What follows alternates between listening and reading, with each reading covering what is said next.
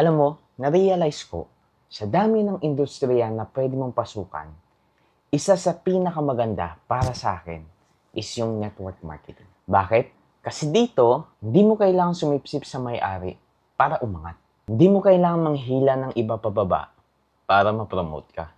Walang office politics, walang favoritism. Dito, performance-based ang kita.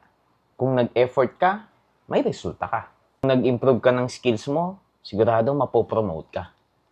At kung consistent ka sa ginagawa mo, imposibleng walang mangyari sa'yo. At isa pa sa pinakagusto ko dito, low capital pero high potential. Hindi mo kailangan ng malaking kapital para makapag-start ka. Hindi mo kailangan ng malaking pwesto at hindi mo rin kailangan magkaroon ng maraming empleyado. Ang kailangan mo lang, sarili mo, cellphone mo at willingness matuto. Dito, matututo ka ng skills na magagamit mo panghabang buhay. Paano makipag-usap ng tao, paano i-handle ang rejections, paano magbenta, at paano mag-lead ng team mo.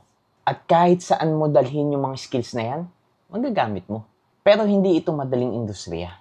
Dito, maraming rejection, maraming discouragement, maraming beses mo na gustong sumuko. Pero ang kaibahan, dito hawak mo kung hanggang saan ka aabot. Dito habang kumikita yung mga members mo, kumikita ka din. Walang limit ang income, walang ceiling ang growth. Kaya kung naghahanap ka ng industriya na hindi nakabase sa diploma, hindi nakabase sa connection, at hindi nakabase sa sipsipan, network marketing is one of the best option. Kaya kung gusto mong matuto at magsimula sa industriya na to, message mo lang ako para matulungan kita.